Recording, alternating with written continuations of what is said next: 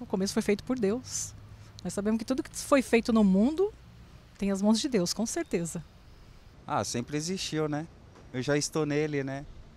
Sempre existiu. Porque sim, eu acho que muito tempo, né? Pra ter surgido do nada. Ele teve um começo, né? Sempre teve um começo, né? Tudo que a gente vai comer, tudo tem um começo, né? Eu acho que teve um começo. E teve um começo. Jesus tinha criado o universo, né? Eu acho que ele sempre existiu.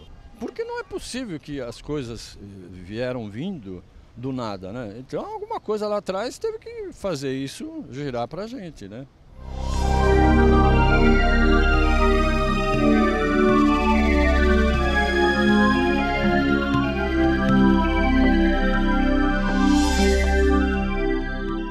Bem, eu quero começar então convidando você para me acompanhar na leitura de um texto bíblico, que aliás está lá no comecinho da Bíblia, Gênesis capítulo 1, os primeiros versos. Extraordinariamente, esse texto diz o seguinte: No princípio criou Deus os céus e a terra, porém estava sem forma e vazia. Havia trevas sobre a face do abismo, e o Espírito de Deus pairava por sobre as águas. Disse Deus: haja luz, e houve luz. O que a gente tem procurado estabelecer aqui durante esses temas, basicamente são duas coisas, né? A primeira delas é que nem tudo o que os cientistas declaram é científico. Isso é surpreendente para a maioria das pessoas. Nós que somos leigos na ciência, a gente ouve, vê e se depara com tantas declarações de grandes cientistas.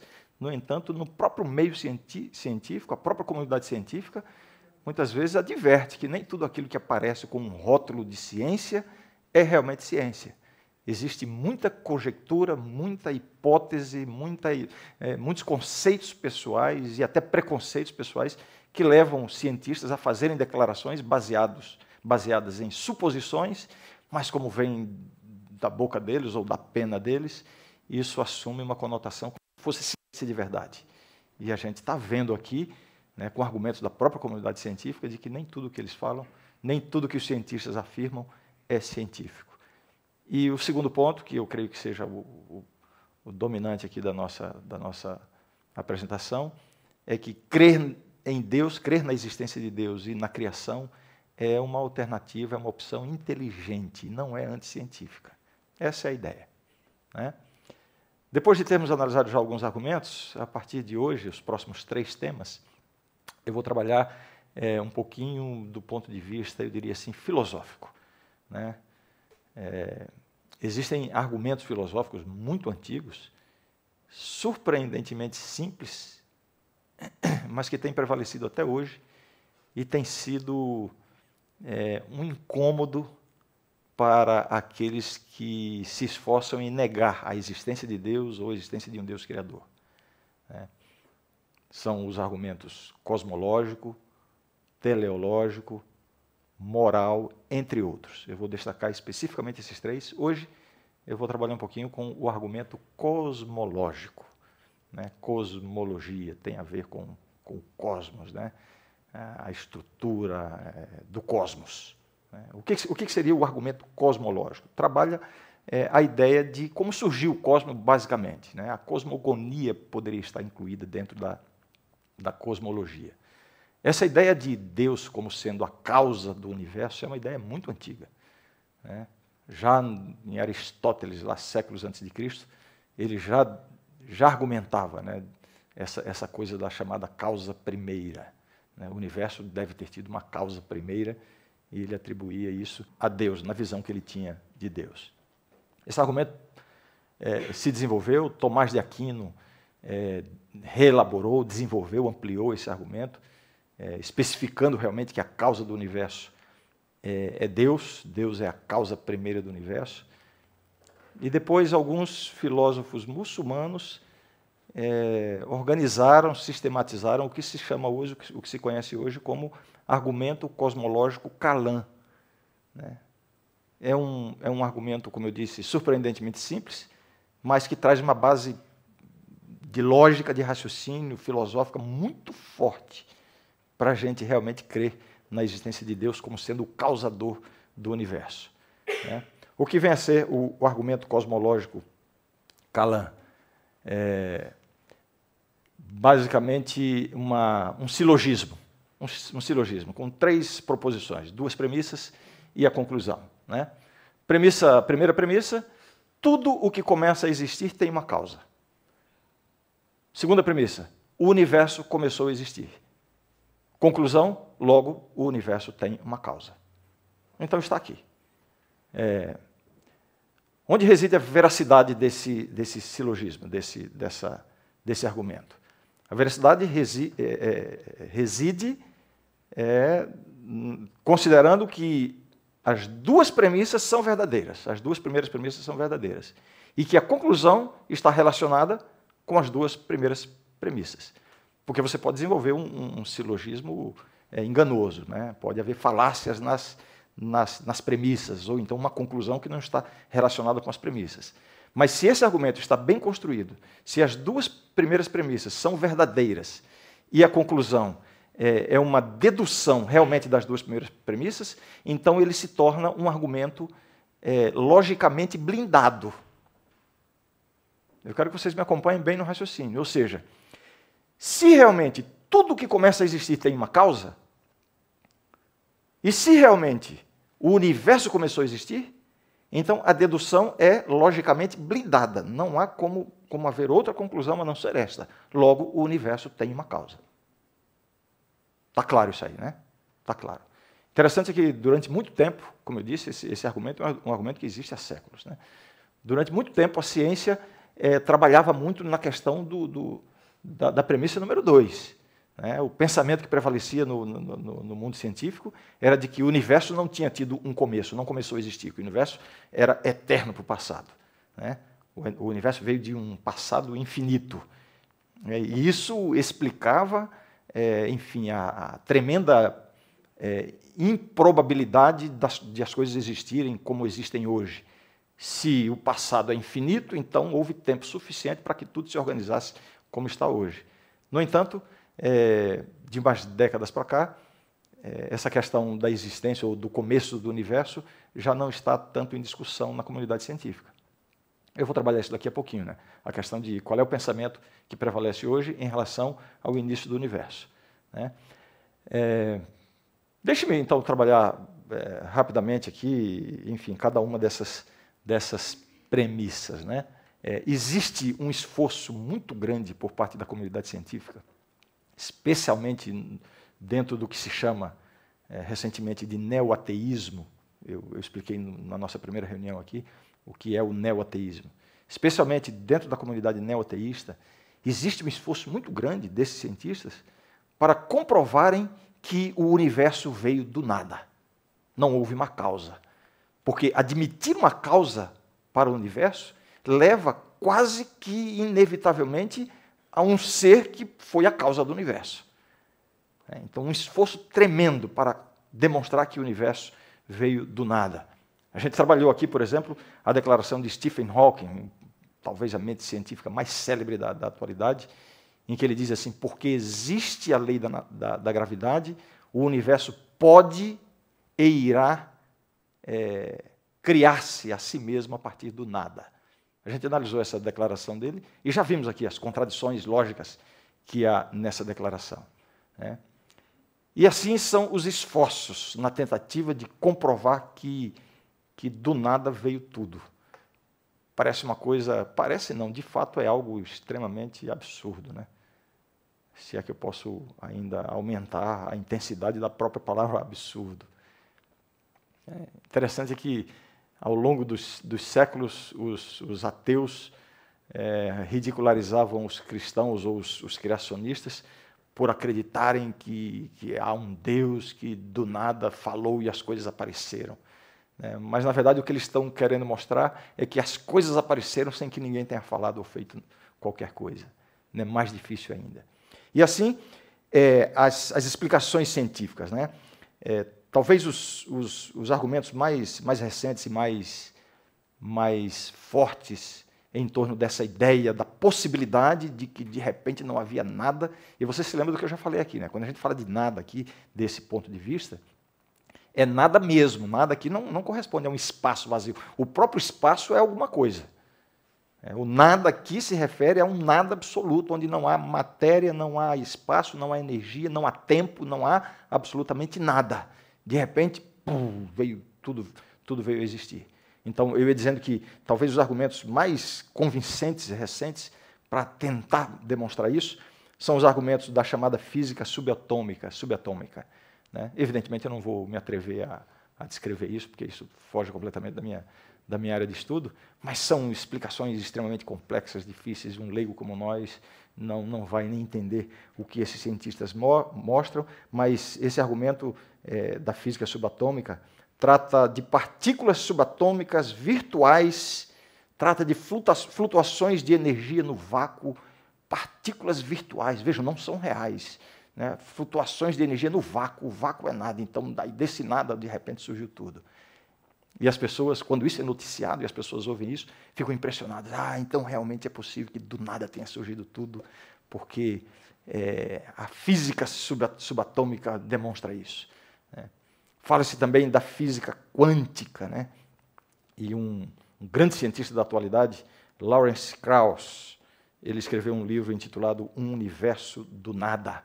E aí ele fala sobre as leis de teorias de campo quântico relativista. Uau, deve ser bonito esse negócio aqui, né?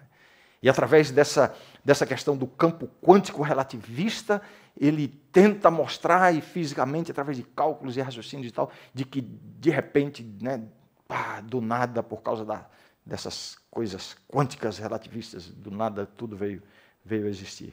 Aí, muitos cientistas olham para esses argumentos, nós leigos, coitadinhos de nós, né? A gente ouve essas coisas e a gente fica pensando, será que a Bíblia está certa mesmo? Será que há uma outra forma de interpretar a Bíblia? Olha o que a ciência está dizendo. Acontece que na comunidade científica há muitos cientistas que veem essas explicações e eles próprios questionam. E é isso que fez esse David Albert. Veja o que ele está falando aqui, se referindo especificamente à física subatômica. Desde a Revolução Científica do século XVII, o que a física nos oferece como candidatos para as leis fundamentais da natureza toma por certo, em regra geral, que existe, no fundo de tudo, uma substância básica, elementar, eternamente persistente, concreta e física. Ou seja, nem na física subatômica pode-se dizer que do nada veio alguma coisa. Sempre vai existir alguma substância básica, elementar, concreta e física. Não pode ser do nada. Ainda falando sobre a física subatômica, ele completa dizendo assim, cientistas afirmam que partículas subatômicas, vejam o que ele está argumentando, exatamente sobre essa ideia, né? Chamadas também de partículas virtuais, vêm a existir a partir do nada. Eles explicam que essas partículas subatômicas surgem a partir de flutuações de energia no vácuo. O que é vácuo? Nós leigos interpretamos vácuo como sendo nada, né? Mas aí um cientista diz, né? Na física, o vácuo é um mar de energia flutuante, um mar de energia violenta, que tem estrutura física e é regido por leis físicas. Esse nada, definitivamente, é algo. Ou seja, não há como ter vindo do nada. E a questão desse Lawrence Krauss, que fala sobre as leis de teorias do campo quântico relativista, tentando mostrar que tudo veio do nada. Aí David Albert dá essa explicação. Krauss parece pensar que esses estados de vácuo equivalem à versão teórica de campo quântico relativista de que não há absolutamente nenhuma substância física. Mas isso não está certo. Estados de vácuo teórico de campo quântico relativista são arranjos de substância física elementar. Em outras palavras, a ciência comprova que nada pode ter vindo do nada. Tem que ter tido um começo a partir de algo. Né? Essa é a grande conclusão da ciência. Né? Nós estamos trabalhando o primeiro argumento, a primeira premissa do argumento cosmológico, que diz que tudo que começa a existir tem uma causa. Então, a ideia de que o universo veio do nada, sem uma causa, ela é completamente demolida pelas próprias comprovações científicas hoje. Né? Interessante que a ciência contemporânea acaba ajudando a comprovar o argumento cosmológico. Né? Então, primeira premissa, passamos a régua. Não há dúvida de que tudo o que começa a existir tem uma causa. Né? Agora, vamos para a segunda premissa. O universo começou a existir. De fato, o universo começou a existir. Na pesquisa de rua que nós fizemos, me pareceu aí que a maioria das pessoas concorda que o universo começou a existir. Mas e os grandes cientistas, esses homens que têm se debruçado e têm essas mentes brilhantes que têm estudado essa questão? Qual é a conclusão a que eles chegam? Como eu já disse aqui repetidas vezes, ao longo da história da ciência, predominou durante a maior parte do tempo a ideia de que o universo era eterno. Né? Ele não passou a existir. No entanto, hoje, não é esse o pensamento que prevalece. Hoje há praticamente um consenso na comunidade científica de que o universo teve, de fato, um começo. E existem, basicamente, duas razões para a gente crer e aceitar essa realidade de que o universo teve um começo. Existe uma razão, digamos assim, filosófica, né, do ponto de vista do raciocínio lógico, né, racional, e existem razões científicas. Né? Do ponto de vista racional, do ponto de vista filosófico, dizer que o universo é eterno no passado significa dizer que a história do universo possui uma série infinita de eventos. Quantas rotações, quantos movimentos de rotação a Terra fez? Quantas vezes a Terra circulou em torno do Sol? Se o universo é eterno, então significa que todos esses eventos são de um número infinito em todo o universo. Né? A ideia de um universo eterno no passado traz essa questão de que a história do universo é composta de uma série infinita de eventos. Todo mundo captou isso aí, né? Do ponto de vista lógico, racional e filosófico, essa ideia de infinito é absurda.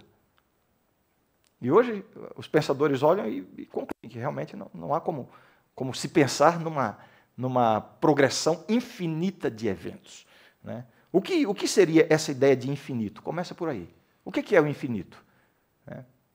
Os matemáticos questionam isso, né? Reconhecem que um número infinito de coisas leva a contradições lógicas. Deixa eu projetar aqui, apenas para a gente ter uma ideia. Vamos lá, vamos fazer algumas contas aqui. Quem é bom de matemática aqui? Vamos lá. O infinito menos 1 é igual a infinito, tá certo? O infinito menos 1 é um número menor do que o próprio infinito? Ora, se é infinito, se você tira 1, ele não vai começar a ter fim, a se acabar. É infinito. Se você tira 1, continua sendo infinito. Portanto, se você tira 1 milhão do infinito, continua sendo o quê? Infinito. Né? Digamos que eu dei aqui 1 milhão de laranjas aqui para o Tiago. Não, desculpe. Eu dou um número infinito de laranjas para o Tiago. E dou um número infinito de laranjas para o... Como é teu nome? Para o Pedro. Né? Então, eu posso dizer que os dois têm uma quantidade igual de laranjas. Mas aí eu chego no Pedro e digo, Pedro, me dá... você tem um número infinito de laranjas, me dá 1000 laranjas para eu distribuir aí para os moradores de rua. Aí, matematicamente, eu pergunto, qual dos dois tem mais laranjas? O que tem um infinito completo ou o que tem um infinito menos 1000? Não adianta pensar sobre isso. Matematicamente, isso é um absurdo. Né? E o que seria o resultado de um infinito menos infinito? A matemática diz que um número menos ele mesmo é igual a zero. Mas se é infinito, você não pode acabá-lo. Ou seja, a ideia de infinito quantitativo é absurda, ela é irreal. Então, quando você traz isso para a história do universo, querendo entender que o universo é eterno no passado, significa que no passado da história do universo há uma sucessão, uma série infinita de eventos. O raciocínio lógico é de que se isso fosse verdade, nós não poderíamos estar aqui hoje, porque o tempo presente não chegaria. Porque sempre haverá espaço para mais eventos, você sempre poderá retroceder um pouco mais. Ah, nós estamos aqui hoje. Não, mas espera aí, começou onde? Dá para retroceder mais 1 milhão de anos, então não chegaria até nós. Ou seja, do ponto de vista do raciocínio lógico, do ponto de vista do pensamento filosófico, essa ideia é completamente demolida. Né? Deixa eu mostrar uma declaração de um matemático. Esse David Hilbert é um dos matemáticos talvez mais destacados do século XX. Ele falando sobre o infinito, ele diz assim: o infinito não se encontra em lugar algum na realidade, não existe na natureza e nem oferece uma base legítima para o pensamento racional. Ou seja, filosoficamente falando, do ponto de vista do pensamento, do raciocínio lógico, é inaceitável a ideia de que o universo não teve um começo. Eu falei de duas razões para a gente crer que o universo teve um começo. A primeira razão é justamente o raciocínio, né, lógico, o pensamento, né, do ponto de vista filosófico. A segunda razão são as demonstrações científicas, né, empíricas, observáveis, né, constatadas especialmente nas últimas décadas, especificamente a partir, talvez, da década de 60, quando as novas descobertas, os grandes telescópios, etc., têm demonstrado claramente, empiricamente, de forma observável, que o universo teve um começo, né? Dentre muitas razões para isso, talvez a comprovação mais evidente do começo do universo seja o movimento de expansão que existe no universo. É comprovado, é visto, é observado que o universo está se expandindo. Está se expandindo, né? Isso aqui se observa especialmente através da emissão de luz das galáxias, né? Então, se existe um corpo luminoso se aproximando, essa aproximação provoca uma contração, uma compactação da luz, e a luz fica azulada.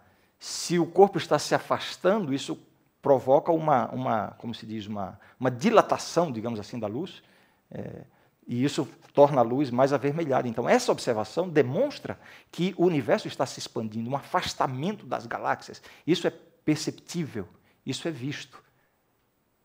E por que isso demonstra que o universo teve um começo? Porque se o universo está se expandindo, como poderia ser de fato por causa de uma explosão inicial, significa que se você retroceder no tempo, você retrocede, retrocede, retrocede, e aí os cientistas falam em termos de 13,7 bilhões de anos, né?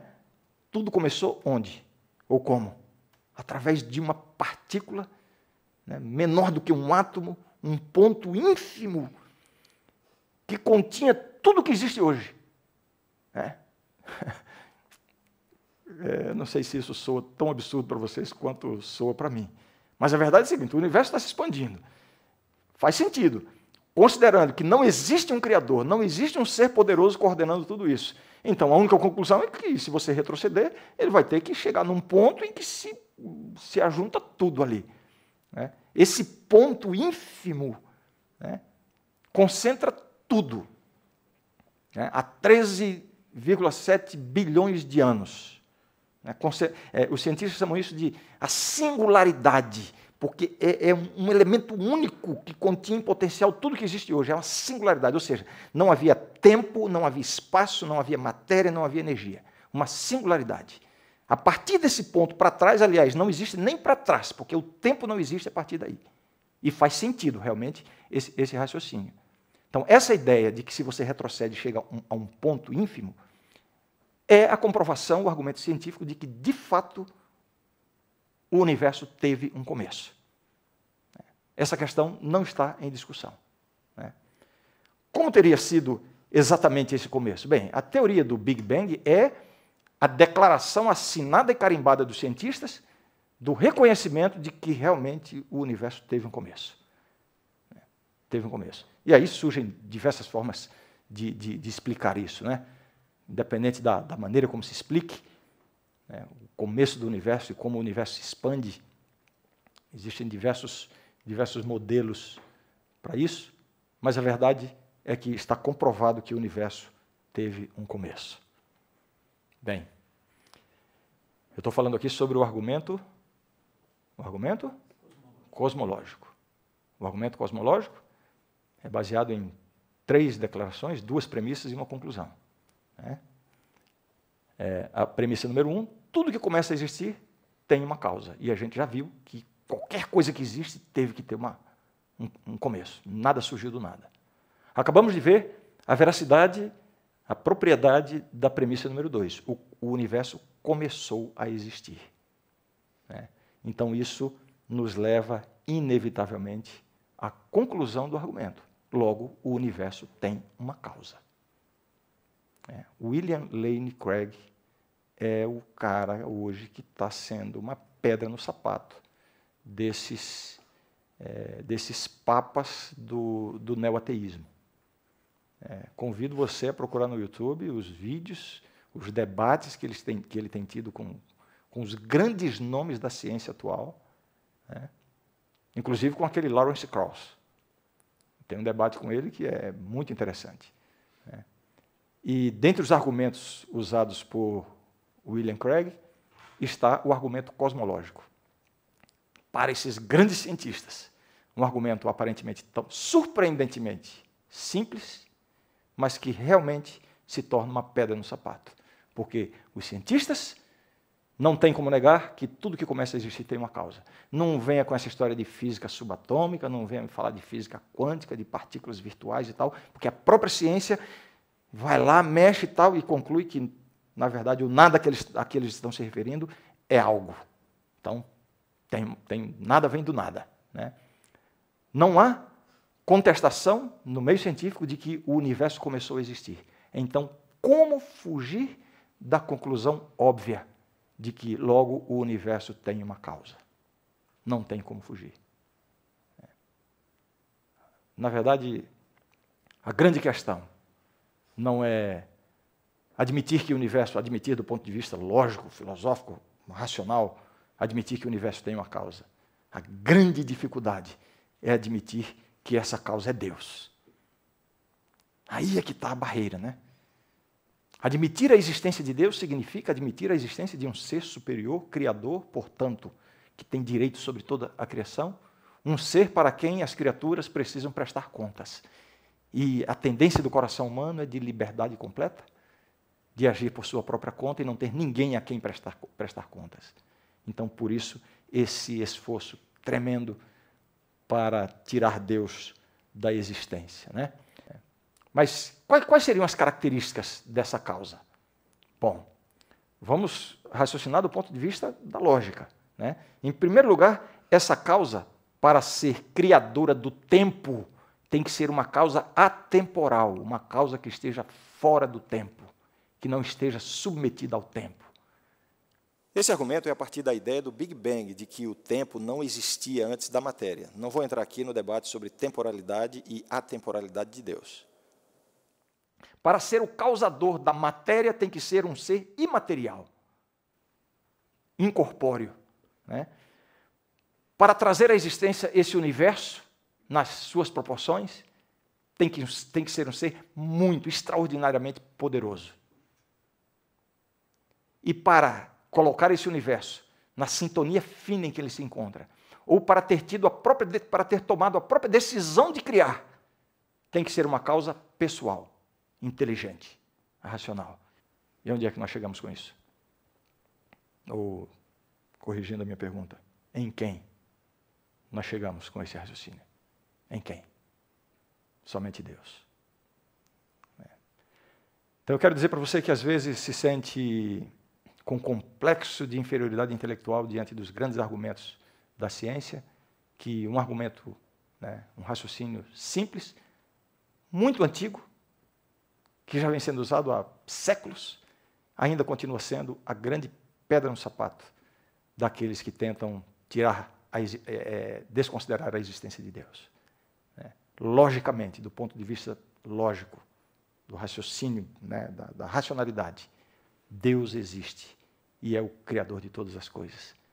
E aí essa conclusão me leva a esse texto extraordinário.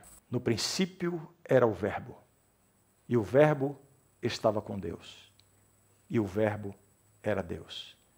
Ele estava no princípio com Deus.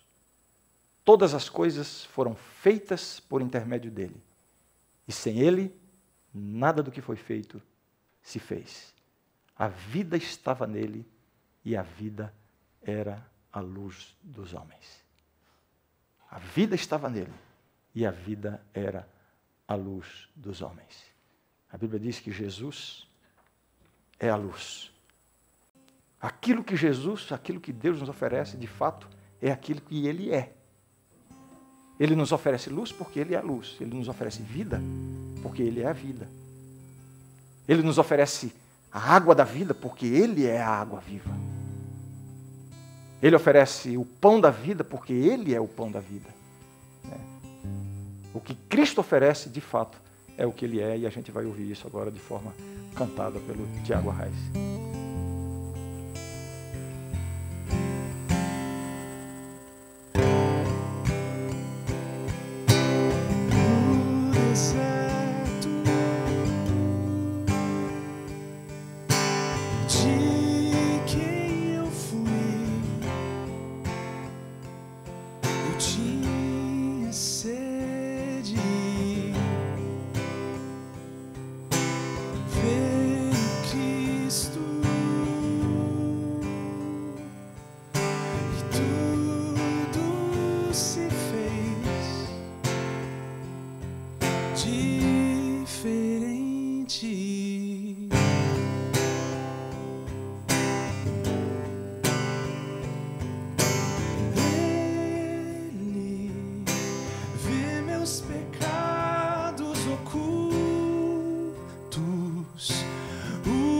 Escondo no fundo do meu coração. Derrama em minha vida água, limpa a sujeira e sacia essa sede. O que Cristo oferece, Ele é. No escuro de quem eu fui, eu tinha medo. Veio Cristo e tudo se fez diferente.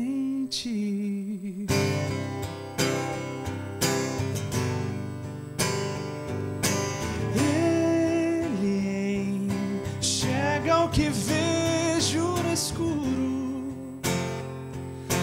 o que escondo do mundo no meu coração, e espalha o barro que ainda faltava. Abre a janela pra luz me encontrar. O que Cristo oferece, Ele é luz do mundo, água viva. Cristo, Ele é Cristo, Ele é Cristo. Ele tira o pecado do mundo, planta a esperança na terra do meu coração.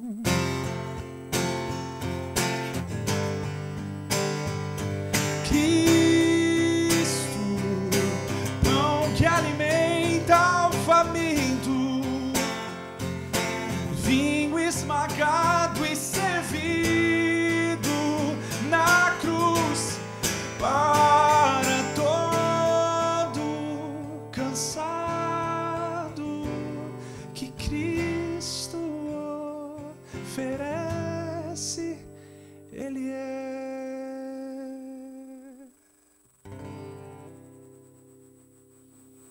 É isso aí. O que Cristo oferece, Ele é. Que coisa extraordinária. Obrigado, Tiago. Vamos fechar os olhos para uma oração.